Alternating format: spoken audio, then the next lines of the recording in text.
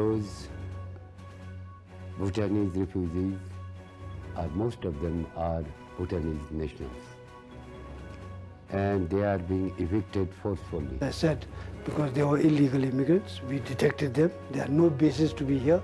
An issue that is bilateral between Bhutan and Nepal. India has no role to play in this. It says that these minority ethnic groups in Bhutan belonging to the Nepalese ethnicity were made to leave the country under special circumstances. Psychological terror was created. We will take back any and everybody who fulfills the criteria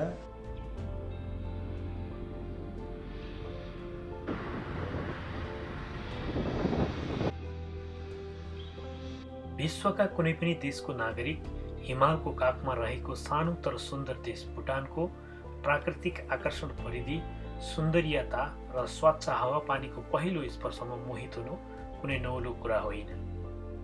पूर्व पश्चिम र दक्षिणतर्फबाट भारतले अँगालेको उत्तरबाट चीनले पिठ्यौमा बोकेको सानो देशलाई संसारका थोरै मात्र मानिसहरूले अवलोकन गर्ने अवसर पाएका छन्। प्राकृतिक सुन्दरियताको मोह र यहाँको स्वच्छ वातावरणमा महँगै रकम तिराएर भए पनि यहाँको अतिथिहरूलाई मिष्ट भाषामा गरिने स्वागतले जीएनएच यानि कि ग्रोस नेसनल ह्याप्पिनेसको अर्थलाई गहिराइमा नबुझी भुटानी सरकारको प्रशंसा गर्ने विदेशीहरू पनि प्रशस्त पाइन्छ। करिब 7.5 लाख जनसङ्ख्या रहेको देश भुटान, भुटानी जनताको विगत र वर्तमान, नलेखिएको इतिहास, नदेखिएको मुस्कानभित्रको वेदनाहरूलाई पनि गहिरेर बुझ्ने विश्व समुदाय थोरै मात्र पाइन्छ।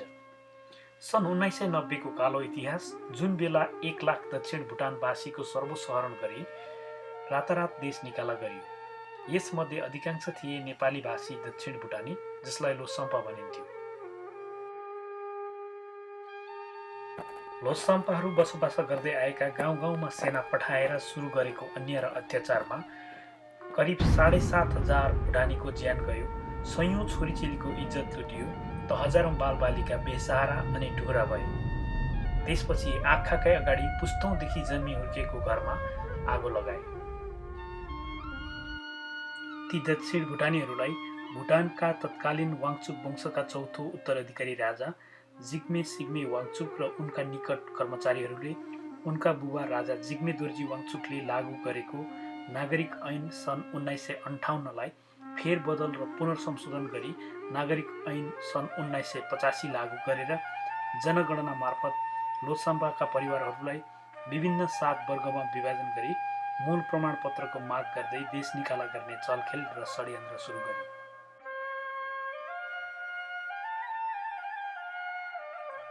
नागरिक ऐन 1985 लागू गरी जनगणना मार्फत गरिएको वर्गीकरण यस प्रकार थियो। नम्बर 1, वास्तविक भुटानी जो 1958 भन्दा अघिदेखि भुटानमा बसोबास गरेर सरकारलाई कर तिरेको रसिद उपलब्ध गराउन सक्नेहरू। नम्बर 2, भुटानबाट अस्थायी देश बाहिर गएर फेरि स्वदेश फर्केकाहरू। नम्बर 3, जनगणनामा छुटेका र उपस्थित हुन नसकेकाहरू। नम्बर 4, गैर भुटानी महिलासँग वैवाहिक सम्बन्धमा बाँधिएका भुटानी पुरुषहरू। नम्बर 5, गैर भुटानी पुरुषसँग वैवाहिक सम्बन्धमा बाँधिएका महिलाहरू। नम्बर 6, कानुनिक रूपमा धर्मपुत्र बनेर बसेकाहरू। र नम्बर 7, गैर कानुनिक आप्रवासी र सुकुम्बासीहरू।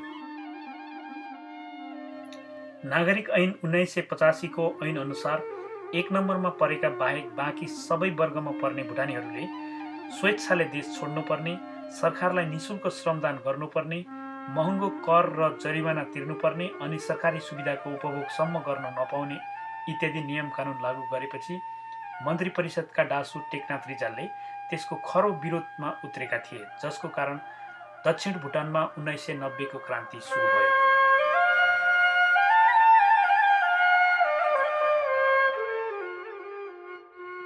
दक्षिण भुटानीहरूको मानव अधिकार हनन भयो भनेर संसदमा आवाज उठाउँदा डासु टेकनाथ रिजाललाई कैद गरी 1989 देखि 2 देखि 7 नम्बरसम्म पर्ने मात्र नभई नेपाली भाषी अधिकांश दक्षिण भुटानीलाई कैद, हत्या, हिंसा र धाक धम्कीको साथ देश निकाला गर्न सुरु भयो। आखिर को थिए ती नेपाली भाषा बोल्ने भुटानीहरू? कहिलेदेखि भुटानमा बसोबास गर्दै आएका थिए? इतिहास पल्टाएर हेर्दा सन् 1624मा कूटनैतिक सम्बन्ध विस्तारका लागि गोर्खा पुगेका भुटानका तत्कालीन धर्मराजा जबड्रुङ नववाङ नामगेलले तत्कालीन गोर्खाका राजा राम शाहसँग सम्झौता गरी वीर सिपाहीहरूका 42 परिवारलाई शस्त्रसहित धर्मगुरुको रक्षाको निम्ति विष्णु थापा मगरको नेतृत्वमा भुटानको तुर्सा उपत्यकामा पुनर्वास गराएका थिए। गोर्खाबाट फर्किने क्रममा धर्मराजाले काठमाडौँ उपत्यकाका राजा शिव मल्लसँग फेरि अर्को सम्झौता गरे। थप ऊर्जावान, कर्मशील चित्रकार, सिकर्मी, रैती र वैदीहरूको परिवारलाई साथ लिएर गएका थिए।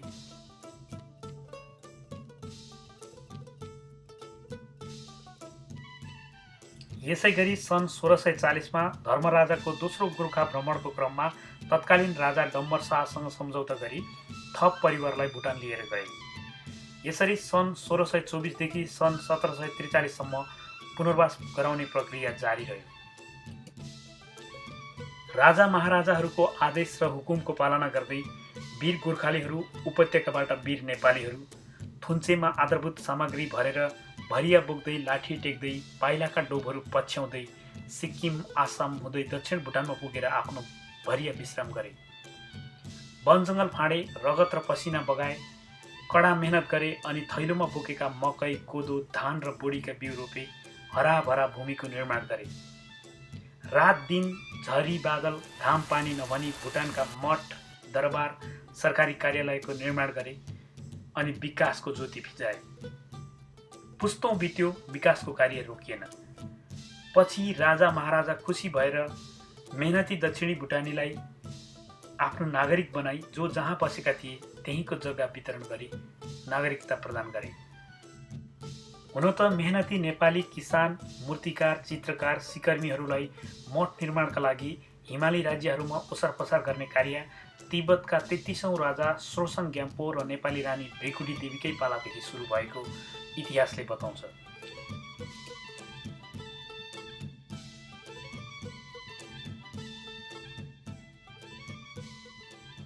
पुनर्वास भएका नेपाली भाषी भुटानीहरू भुटानमा लिखित नियम कानुन, लिपि र भाषा नहुँदादेखि नै बसोबास गर्दै आएको प्रमाण सन् 1788 देखि 1892 सम्म चलन चल्तीमा आएको सिक्किम र भुटानको मुद्रा मोहर एउटा उदाहरण हो जुन नेपाली देवनागरीमा खोपिएको थियो।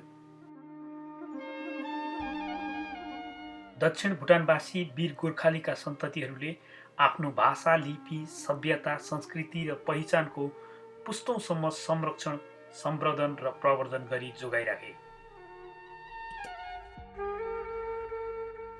तर अफसोस 350 वर्षपछि भुटानका चौथो वाङचुक वंशका उत्तराधिकारी राजा जिग्मे सिग्मे वाङचुक र उनका निकट राजनीतिक कर्मीहरूले दक्षिण भुटानीवासीको प्रगति, मेहनत र विकासलाई देखेर राष्ट्रियता जोखिममा रहेको भान गरी दक्षिण भुटानीलाई अन्य अत्याचार र अमानवीय ढङ्गले देश निकाला गरे।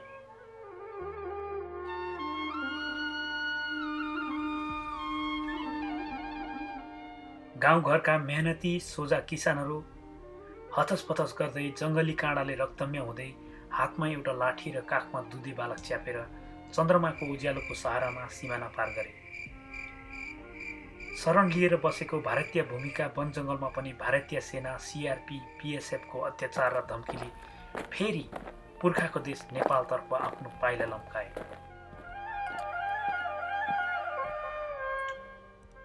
हजारौंले ज्यान गुमाए, सयौं कैद भए, बचेर आउनेहरूको पनि आफ्नै कथा र व्यथाहरू थिए। कति घाइते थिए त कति चेली बलात्कृत भएर जिउनु न मर्नुको अवस्थामा पूर्वी नेपालको खोला बगरमा शरण लिए। सुरुका दिनहरूमा झाडा पखाला र रुगा खोकी जस्ता साधारण बिरामको उपचारसम्म हुनु नसक्दा दैनिक 200 भन्दा बढीको मृत्यु हुने गर्थ्यो। उसो त शरणार्थीले आफ्नो हैसियतले भ्याएसम्म विभिन्न जुलुस, धरना र स्वदेशप्रीतिको माग नगरेको पनि होइन। कति पटक त नेपाल भारत सिमाना मेची पुलमा भएको झडपमा ज्यानसम्म गयो, धेरै घाइते भए, तर पनि समस्याको समाधान भने भएन। यसरी 2 दशक लामो सङ्घर्ष र अनेकौं प्रयासको बावजुद पनि समस्याको समाधान नभएपछि र नेपाल सरकारले पनि हाम्रै पुर्खाका सन्ततिहरू हुन् भनेर स्वीकार नगरेपछि सन् 2007 देखि अधिकांश भुटानी शरणार्थीहरू बाध्यताले भए पनि तेस्रो देश पुनर्स्थापनको लागि इच्छुक भए। संसारका विभिन्न विकसित देशहरूमा पुनर्वास भए तापनि त्यो सुन्दर प्रकृतिले सजिएको हिमाली राज्य भुटानको कुना कन्दरामा उभिएको मठ, दरबार र सरकारी संरचनाहरू शताब्दी पहिले हाम्रा वीर पुर्खाहरूको रगत, पसिना र मेहनतले बनेको इतिहासले बताउँछ र त्यो इतिहास कहिले बदल्नेवाला छैन।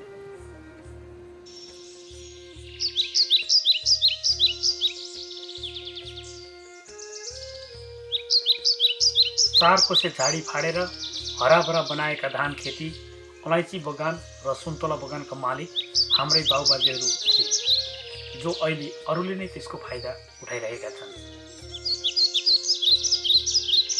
लाखौं करोडौंको सम्पत्ति, पुस्तौंदेखिको जग्गा जमिन एकाएक सर्वस्व लुटिएर ती मेहनती वीर पुर्खाका सन्ततिहरू अहिले मलिन अनुहार लिएर छाक टार्नलाई धौधौ भई शरणार्थी शिविरमा कुरेर बसिरहेका छन्। शरीरले कमजोर तर बलियो मनोबल, स्वदेश प्रीतिको आशमा।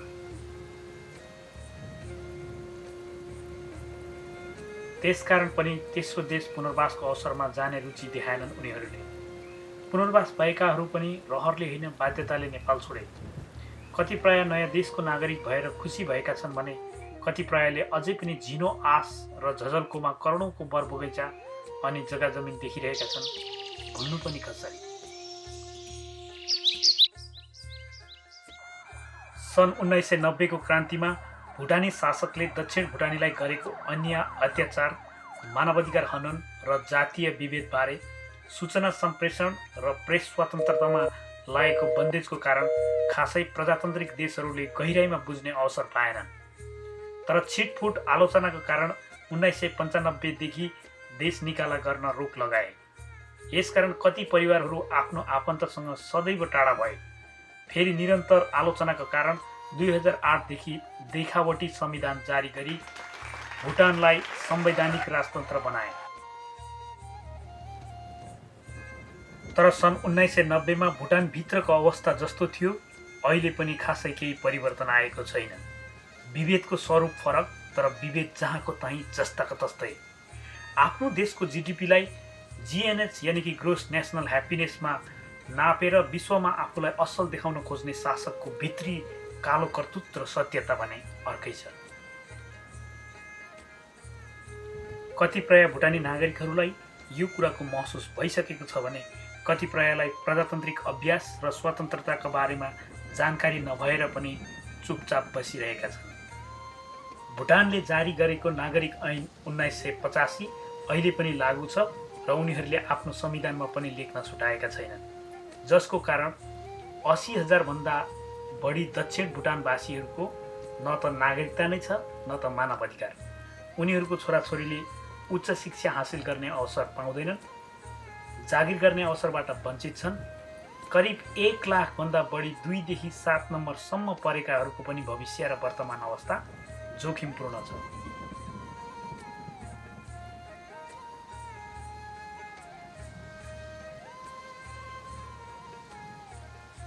यति ठुलो जातीय विभेद भुटान सरकारले भुटानभित्रै रहेका भुटानीहरूलाई गरेका छन् भने करिब 15,000 जति अझै पनि स्वदेश प्रीतिको आशमा शरणार्थी शिविरमा कुरेर बसिरहेका छन्। 10,000 भन्दा बढी भुटानी भारतका विभिन्न भागमा शरण लिएर बसेका छन्। 220 जना पोलिटिकल प्रिजनरहरू भुटानको जेलभित्र जीवन बिताएका 30 देखि 35 वर्ष भइसक्यो। कतिले त आफ्नो ज्यान जेलभित्रै गुमाए। म अहिले जुन देशमा पुनर्वास भएको छु त्यो देशको गौरवशाली नागरिक हुँ। यो देशको संविधान र राष्ट्रियतालाई सम्मान गर्छु र यही देशको नागरिक भएर बोल्छु। हामी पुनर्वास भएको देशहरू विश्वका महाशक्ति विकसित राष्ट्रहरूको सूचीमा अग्रपन्थीमा पर्छ। यो देशका नागरिकले बोलेको शब्द र लेखेको पत्रले विश्वको कुनै पनि कुनामा भइरहेको मानवाधिकार हनन, मानव बेचबिखन, बाल अधिकार हनन मात्र नभएर जीव जनावरको अधिकारको संरक्षण र त्यहाँको नियम कानुन परिवर्तनको लागिसम्म ठूलो सहयोग पुर्याउँछ। यसरी बोल्ने नागरिकहरूले आलोचना, कैद होइन सम्मान र प्रशंसा पाएको उदाहरण प्रशस्तै छन्। हामी अहिले संसारको जुनै देशको गौरवशाली नागरिक भए पनि विगतमा भुटानले गरेको अन्याय, अत्याचार र मानवाधिकार हननको एउटा जिउँदो शिकार हौँ र जिउँदो इतिहास हौँ।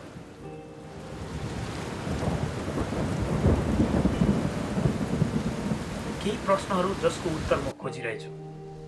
के भुटानमा भइरहेको मानव अधिकार हननको बारे बोल्न आवश्यकता छ या छैन? शरणार्थी शिविरमा कुरेर बसेकाहरूको समस्या समाधान बारे बोल्ने हाम्रो पनि कर्तव्य हो या होइन? नागरिक ऐन 1985 लागू गरेर देश निकाला गर्दै गर्दा उनीहरूको हक र हितको निम्ति ज्यान जोखिममा पारेर विरोध गर्ने टेकनाथ रिजालको मुद्दा सही थियो या गलत?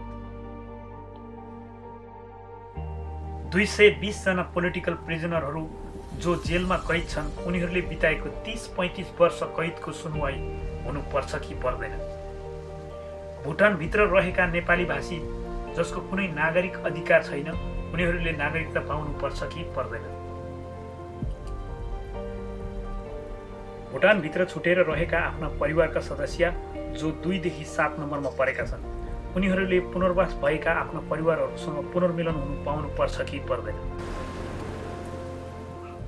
तसर्थ पुनर्वास समस्या समाधानको एउटा प्रक्रिया हो, तर पूर्ण रूपमा समस्या समाधान भने अझै भइसकेको छैन। भुटानभित्र जातीय विभेद थियो र अहिले पनि कायम नै छ।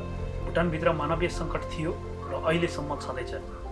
विदेशीलाई महँगो रकम असुली सीमित जग्गा घुमाएर हँसिलो अनुहार देखाउँदैमा ग्रोस नेसनल ह्याप्पिनेसको अर्थ पुरा हुँदैन। कहिलेकाहीँ सामाजिक सञ्जाल मार्फत भुटानभित्र बस्ने केही भुटानीहरूले पुनर्वासमा गएका र शरणार्थी शिविरमा भएका भुटानीहरूको बारेमा नाना थरी नकारात्मक टिक्का टिप्पणी र अपशब्दहरू प्रयोग गरेको पनि पाइन्छ। यी तमाम कुराहरूलाई देखेर पूर्व राजा र उनका निकट राजनीतिक कर्मीहरूको गुणगान गाएर आफूलाई देशभक्ति ठान्ने तिनी भुटानीहरूलाई प्रश्न गर्न मन लाग्छ। के भुटानको संविधानले सबै भुटानीको मानवाधिकार, हक, हित र स्वतन्त्रताको संरक्षण गरेको छ? यदि छ भने किन भुटानभित्रै 1 लाखभन्दा बढी भुटानीले शरणार्थी सरह जीवन बिताउनु परेको छ? भाषा, वर्ण र वेशभूषालाई मध्यनजर गरी लेखिएको पुस्तक संविधान होइन। त्यसलाई जातीय विभेदको शास्त्र भन्दा फरक पर्दैन। 2-4 जना भुटानीको मुद्दालाई संसदमा सुनवाई गरेर पूरा जनताको प्रतिनिधित्व हुँदैन। संविधानको बहाली भएकै हो भने आफ्नो देशको सीमारेखाभित्र बसेका सबै जातिका योग्य जनतालाई समान व्यवहार गर र निष्पक्ष न्याय गर। वर्ण, भाषा, धर्म र वेशभूषाले राज्यको मूल नागरिकको पहिचान गर्छ भन्ने लाग्छ भने तिम्रो पनि पुर्खा, भाषा, लिपि, संस्कृति तिब्बतको अर्को स्वरूप मात्र हो। बसाई त तिम्रो पनि पुर्खा सरेका थिए जसरी अरूका पुर्खाहरू सरे। तसर्थ हामी व्यक्तिगत स्वार्थको निम्ति बोलिरहेका छैनौँ। आवाज त हामीले हिजो पनि उठाएकै थियौँ, आज पनि र भोलि पनि उठाइरहनेछौँ। जबसम्म भुटान सरकारले सबै नागरिकलाई समान व्यवहार गर्दैन, जबसम्म प्रजातान्त्रिक अभ्यास हुँदैन, जबसम्म जातीय विभेद कायम रहन्छ। देखावटी संविधानको धारामा हिजो लागेको हत्केलाको रगतको दाग पखाल्ने प्रयास गर्दैमा पूर्व राजा र उनका निकट राजनीतिक कर्मीहरूको कुकर्मले अभिषेक पायो भनेर सोच्नु गलत हुन सक्छ। त्यसको दुर्गन्ध 7 समुद्र पारीसम्म फैलिसकेको छ र हिजो तिनै बन्दुकको गोली खाएर मृत्यु हुने भुटानी टुहुरुको छोराछोरी आज कलम चलाएर विरोध गर्न सक्ने भइसकेका छन्।